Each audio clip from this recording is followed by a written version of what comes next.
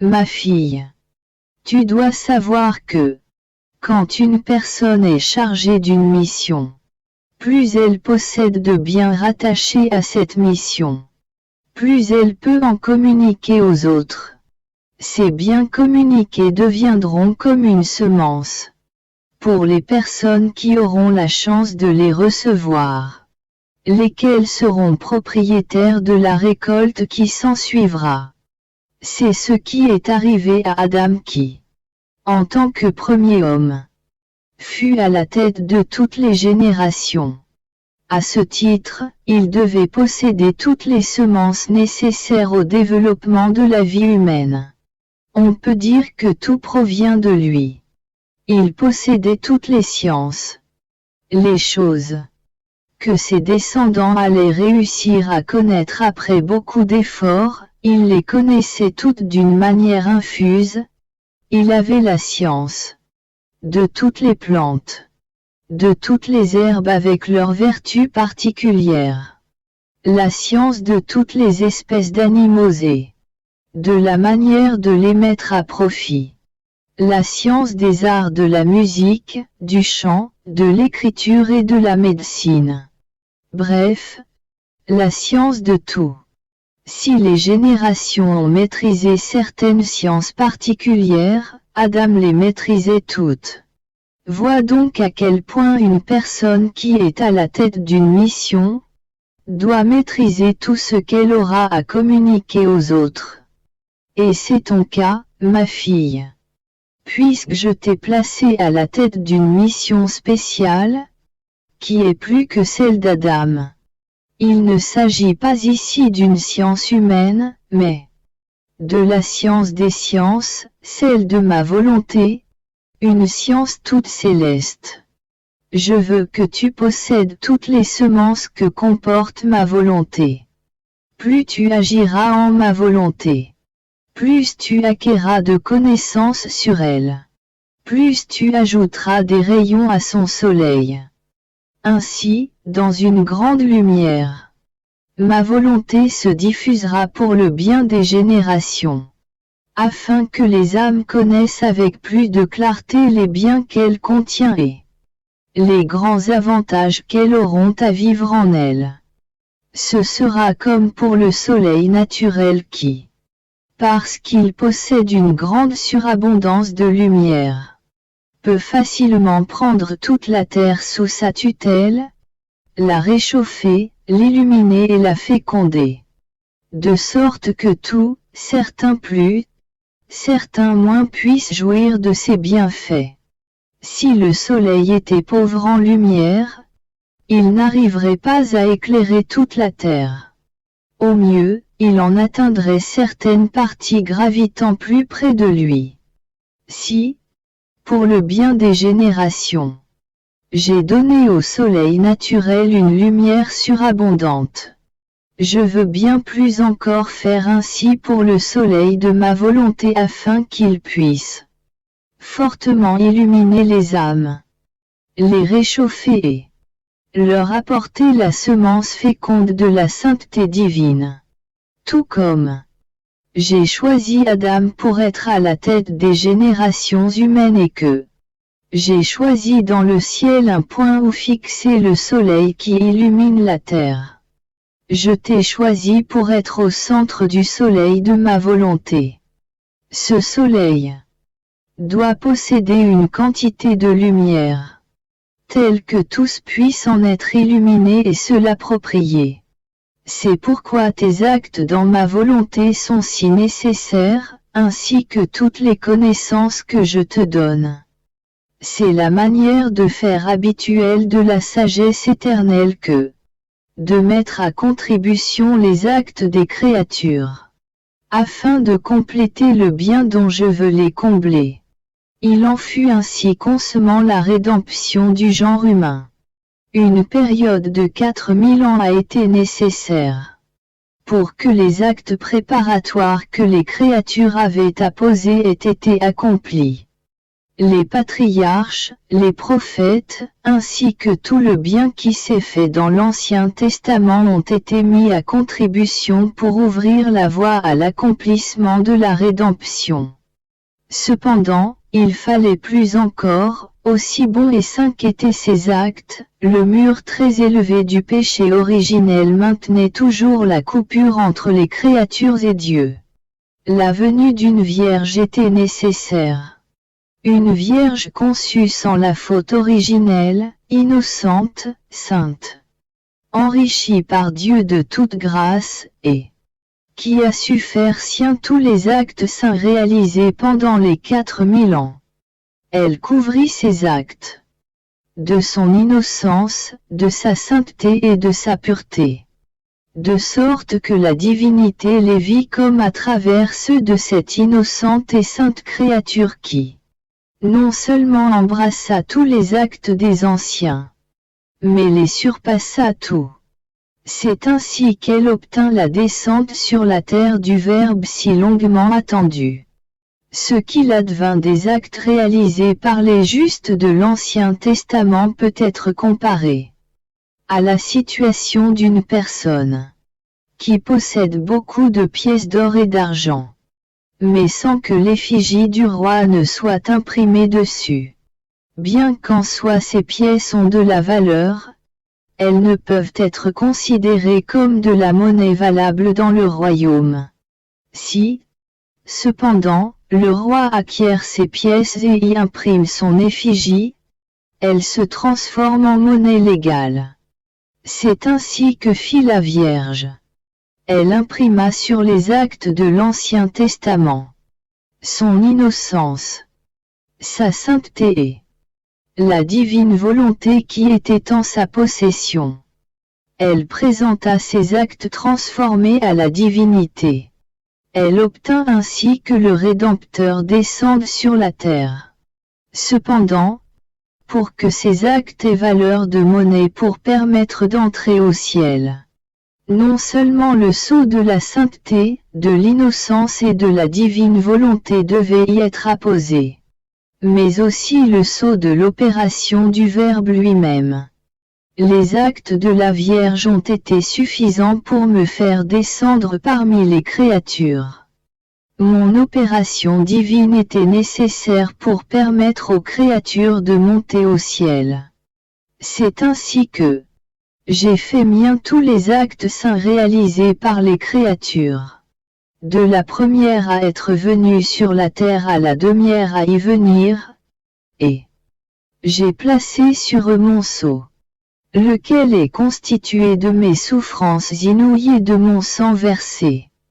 Ainsi, comme un roi magnanime, j'ai mis à la disposition de tous la monnaie permettant d'entrer au ciel. Tout cela a été décrété par la sagesse incréée et était nécessaire pour que la rédemption soit amenée à son parachèvement.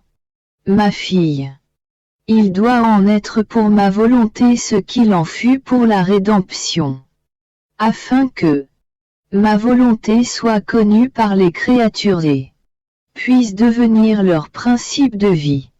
Il est nécessaire que les actes soient bonifiés. À l'exemple de ma céleste maman et de moi-même, tu dois embrasser dans ma volonté tous les actes réalisés dans l'Ancien Testament, ceux accomplis par la Reine du Ciel et ceux accomplis par moi-même, ainsi que ceux qui ont été réalisés ou le seront par les bonnes et saintes personnes, jusqu'à la fin des temps.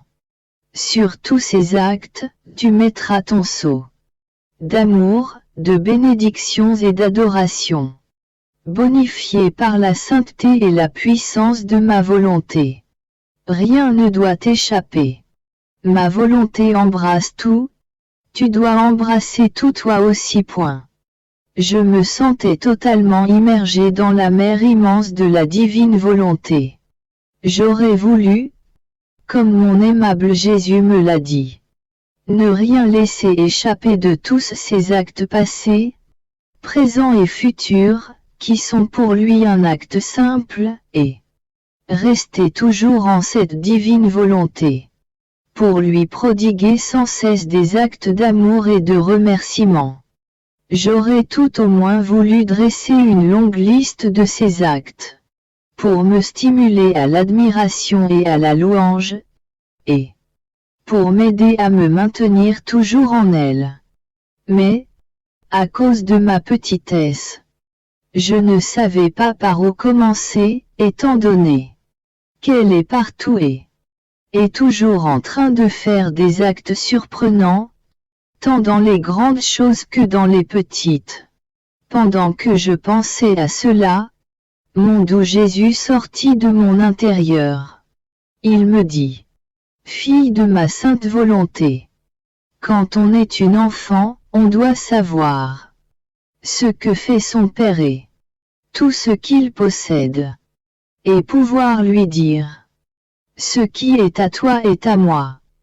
S'il n'en est pas ainsi, cela signifie qu'il n'y a pas beaucoup d'accord entre le père et la fille ou, peut-être, qu'elle n'est pas sa fille légitime.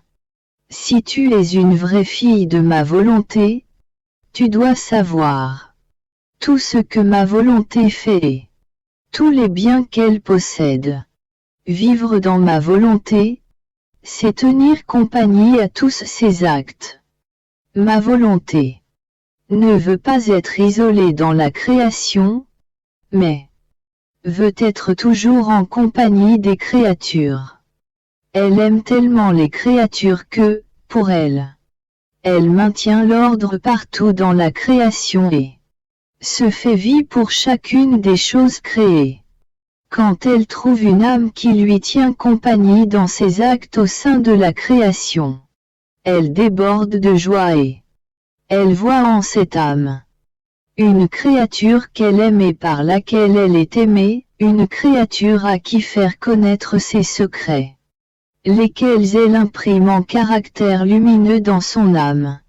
Que ma volonté est belle quand elle cohabite avec la petitesse de la volonté humaine, dans son acte de tenir compagnie à la sienne. Ma volonté veut toujours donner. Elle trouve la petitesse belle, riche et puissante. Elle veut la garder toujours auprès d'elle afin de pouvoir lui donner sans cesse.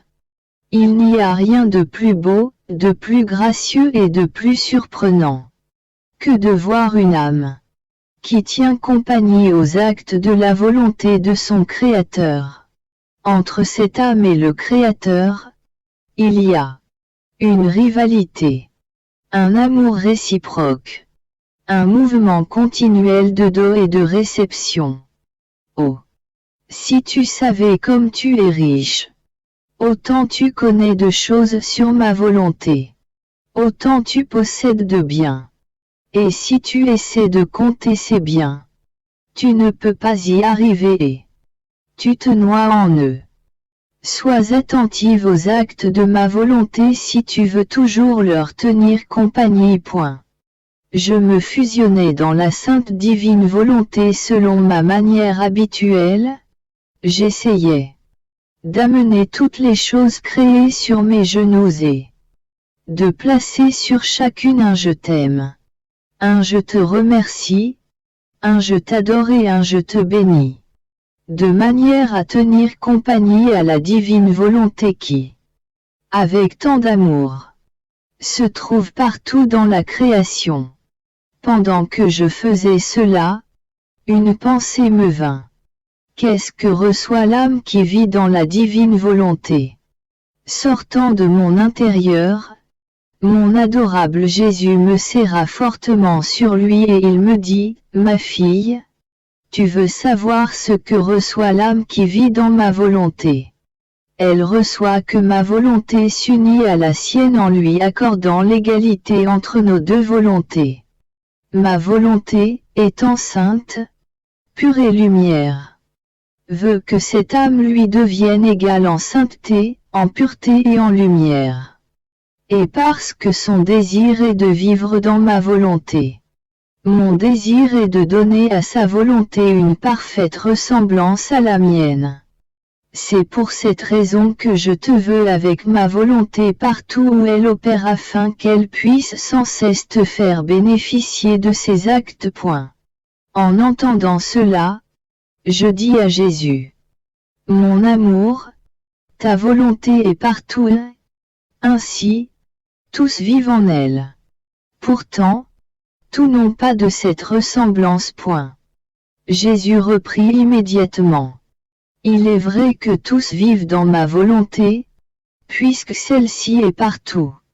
Mais la plupart y vivent comme des étrangers ou des mercenaires, ou par la force des choses, ou encore comme des rebelles. Ils vivent dans ma volonté, sans la connaître et sans connaître ses richesses. Ils sont des usurpateurs de la vie qu'ils ont reçue d'elle. Chacun de leurs actes met en évidence la dissemblance qu'il y a entre leur volonté et celle de leur Créateur, et aussi leur pauvreté, leurs passions et l'épaisse noirceur dans laquelle ils sont plongés. Ils sont aveugles sur tout ce qui regarde le ciel. Pour parvenir à l'égalité avec ma volonté, l'âme ne doit pas y vivre comme une étrangère, mais comme la propriétaire. Elle doit y voir toutes choses comme lui appartenant en propre et en prendre soin. Cependant, il est nécessaire qu'elle connaisse bien ces choses si elle veut être en état de les aimer et d'en être propriétaire.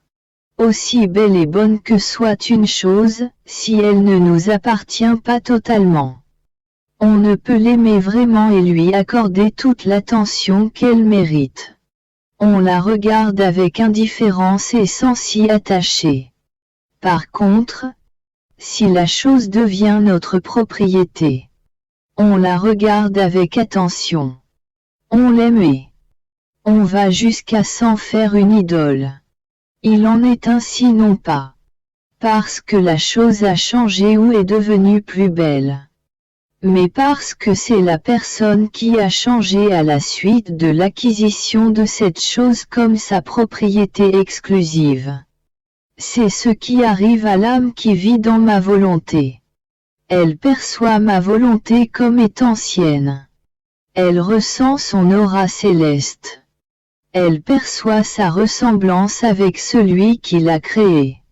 Elle se sent investie des reflets du Créateur. En toute chose, elle ressent la puissance du fiat créateur. Dans la mer des biens qu'elle possède, elle dit: Comme je suis heureuse, la volonté de Dieu m'appartient et je l'aime. Les actes accomplis dans ma volonté se diffusent partout. Au lever du jour, tu m'as dit que mon esprit s'éveille dans ta divine volonté et couvre de ta volonté toutes les intelligences des créatures pour qu'elles s'éveillent dans ta volonté. Au nom de toutes, je te présente leur adoration, leur amour et leur soumission. Alors une rosée céleste issue de ma volonté s'est répandue sur toutes les créatures. Apportez à chacune la grâce obtenue par ton acte. Comme il était beau de les voir toutes couvertes de cette rosée, dont la rosée matinale est le symbole, laquelle, chaque matin, couvre les plantes, les embellit, les féconde et empêche de se dessécher celles qui sont sur le point de se faner. Aussi ravissante que soit la rosée matinale, la rosée résultant des actes effectués dans ma volonté l'est bien plus encore. Je dis à Jésus: Pourtant, mon amour et ma vie, malgré cette rosée, les créatures ne changent pas.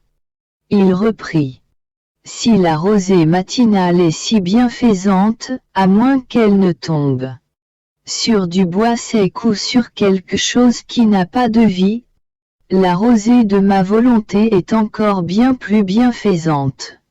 À moins que les âmes qui la reçoivent ne soient complètement mortes à la grâce, auquel cas cependant, par sa vertu vivifiante, Elle essaie de leur infuser un peu de vie. Mais toutes les autres âmes, certaines plus, certaines moins, selon leur disposition, sentent les effets de cette rosée bénéfique. Je faisais intérieurement mes actes habituels dans la divine volonté, en embrassant toute la création et en faisant mien tous les actes des créatures. Avec mon faible amour, je rendais grâce à mon Dieu pour tout ce qu'il a réalisé dans la création. Une pensée me vint à l'esprit. Tu mets beaucoup de temps à prier de cette manière. Mais quel bien fais-tu vraiment et quelle gloire donnes-tu à ton Dieu? Alors, bougeant en moi, mon doux Jésus étendit le bras, étreignit toutes les choses et toutes les créatures, puis, les élevant, il les offrit à son Père.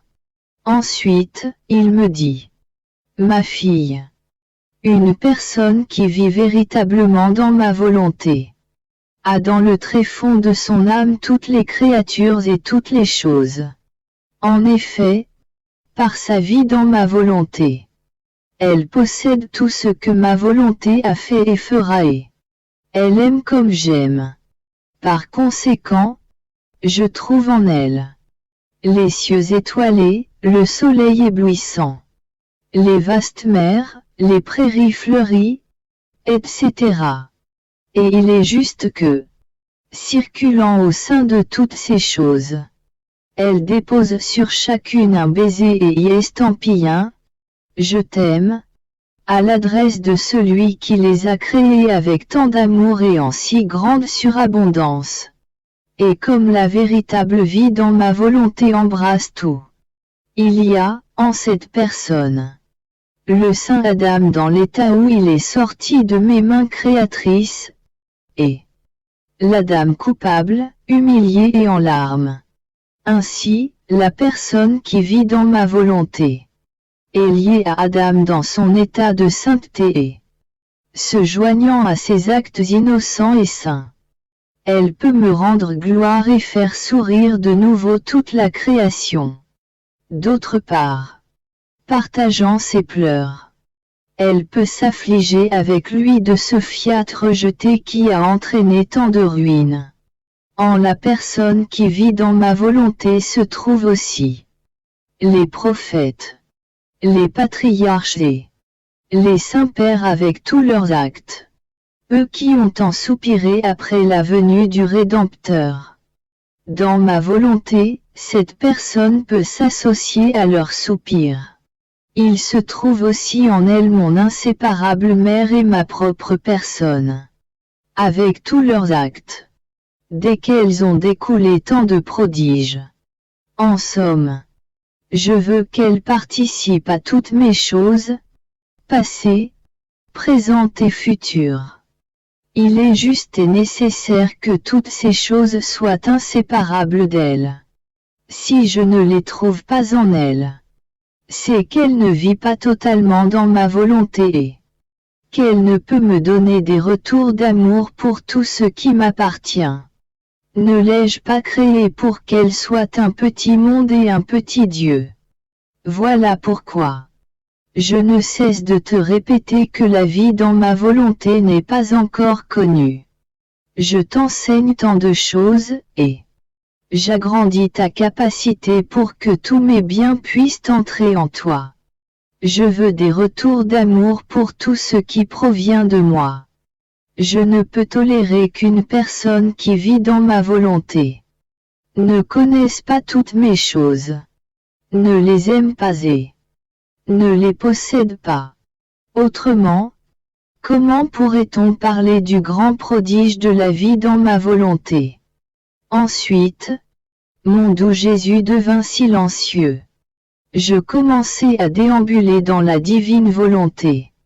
Oh, comme j'aurais voulu poser un baiser d'amour et de reconnaissance sur toutes les choses créées et imprimer un « Je t'aime » sur tous les actes de sa volonté, afin de pouvoir m'en emparer et d'en faire une couronne pour Jésus en moi. Alors je vis le ciel tout étoilé et mon aimable Jésus me dit: Ma fille, regarde le ciel. Quel ordre! Quelle harmonie! Aucune étoile ne peut être sans l'autre. L'une soutient l'autre. L'une est la force de l'autre. Si, que cela n'arrive jamais, une seule étoile quittait sa place, il surviendrait une telle confusion, un tel désordre, qu'il y aurait danger que tout s'écroule. Ainsi, la grande beauté du ciel repose sur le fait que, à travers la force communicative et attractive qu'ont en commun les étoiles, chacune garde sa place, et toutes, plus que l'électricité, demeurent en suspens et liées entre elles. À l'instar du ciel au-dessus de la terre, les créatures humaines forment elles aussi un ciel constitué d'étoiles animées. N'eût été la faute originelle. Toutes les choses que fit Adam et toutes celles qu'allaient faire ses descendants auraient été mises en commun par tous les humains. Chacun aurait eu en sa possession non seulement sa force personnelle, mais aussi celle des autres. Tous les biens auraient été en commun.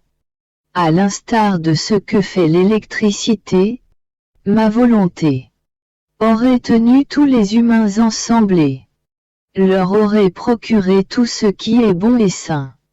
Tout en ayant ma volonté comme point d'origine et en ayant sa propre activité, chacun aurait été converti en lumière et ainsi aurait été lumière pour les autres. Comprends donc ma peine de voir le ciel des créatures dans un tel désordre. Cette peine est si grande qu'elle ne peut être comprise par l'esprit humain. Quand ma volonté, qui devait tout harmoniser chez les créatures, fut rejetée, ce fut le désordre, la confusion, la désunion, la faiblesse, la noirceur. Le pauvre ciel des créatures devint sens dessus-dessous. Seule la vie dans ma volonté y ramènera l'ordre et y fera resplendir une lumière nouvelle. C'est pourquoi je veux trouver en toi toutes les choses et toutes les créatures. Ma volonté, acte premier de toutes les créatures célestes et terrestres, te communiquera tous leurs actes.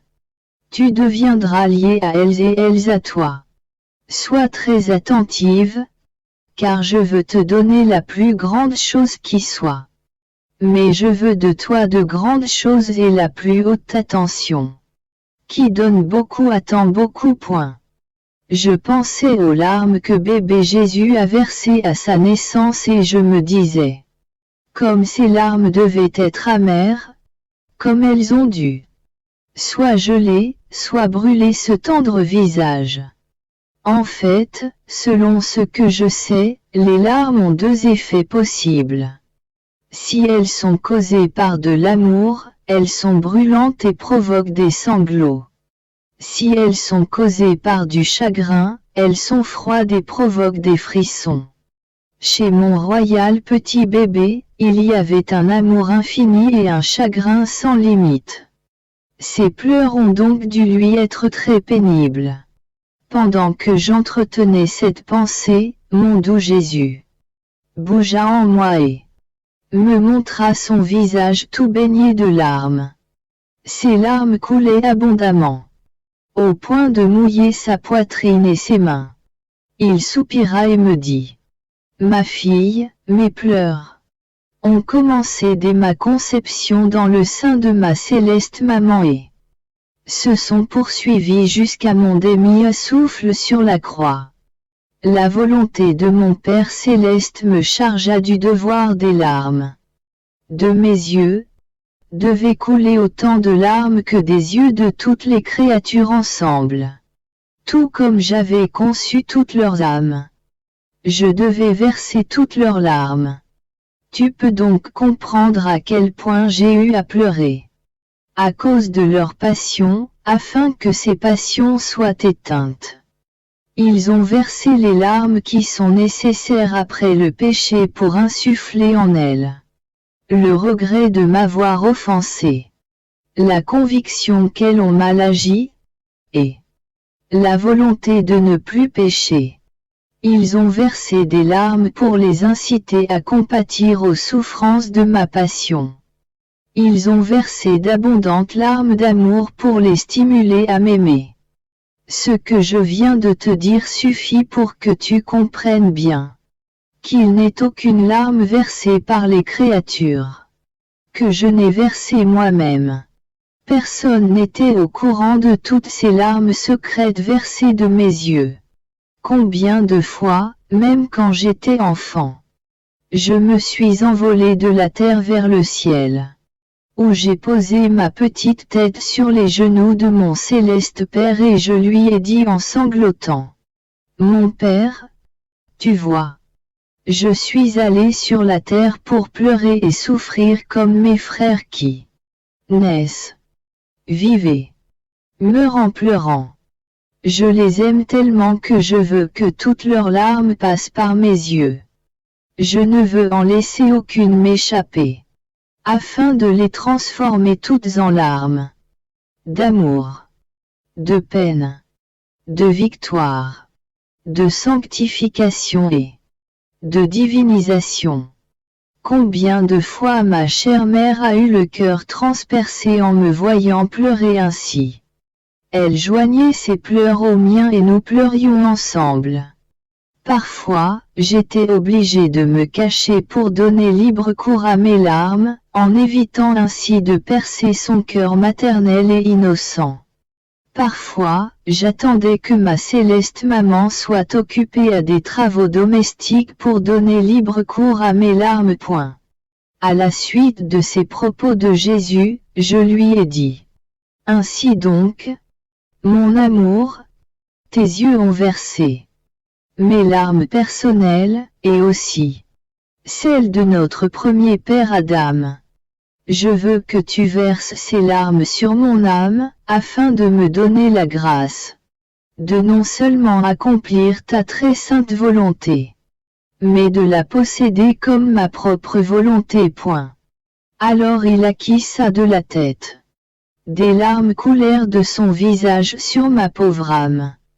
Il ajouta, « Fille de ma volonté, j'ai en effet versé tes larmes, pour que, par elles, je puisse te faire le grand cadeau de ma volonté. » Ce tchou Adam ne pouvait recevoir par ses larmes, même si elles passaient par mes yeux. Toi tu le peux.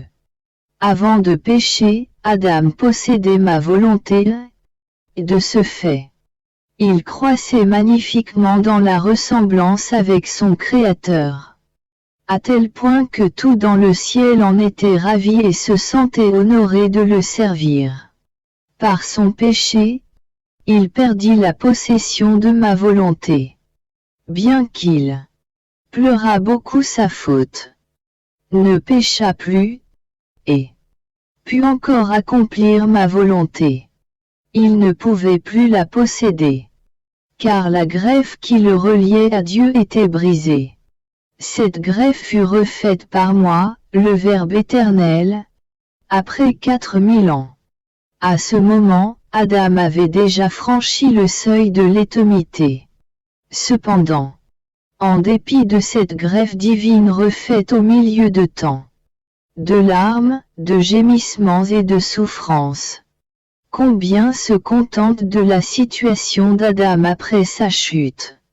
Simplement faire ma volonté. D'autres ne veulent pas entendre parler ma volonté ou, pire, se rebellent contre elle. Seulement ceux qui choisissent de vivre dans ma volonté atteignent l'état d'innocence d'Adam avant sa chute. Il y a un très grand écart entre ceux qui font ma volonté et ceux qui la possèdent, le même qu'entre la situation d'Adam avant sa chute et sa situation après sa chute. Quand je suis venu sur la terre, j'ai agi comme un Dieu en faisant le nécessaire pour que l'homme puisse recouvrer sa situation d'origine, c'est-à-dire posséder ma volonté. Bien que, présentement, la plupart ne profitent de ma venue que comme un remède pour leur salut. Ne font appel à ma volonté que comme un moyen pour ne pas aller en enfer. Je continue d'attendre que les âmes s'élèvent plus haut et acceptent ma volonté comme vie. En faisant connaître cette volonté, j'attends que les âmes choisissent d'en prendre possession. Que la greffe divine que j'ai refaite porte fruit. Ainsi, mes larmes se changeront en sourires célestes et divins. Pour moi et pour elle. Je pensais à ce qui est dit plus haut. Que la divine volonté est un cadeau et que, en tant que cadeau, on la possède comme son propre bien, et que celui qui se contente de faire la volonté de Dieu doit se soumettre aux ordres et demander très souvent quoi faire. S'il veut accomplir une action que Dieu veut, il doit emprunter le cadeau et le remettre une fois l'action terminée.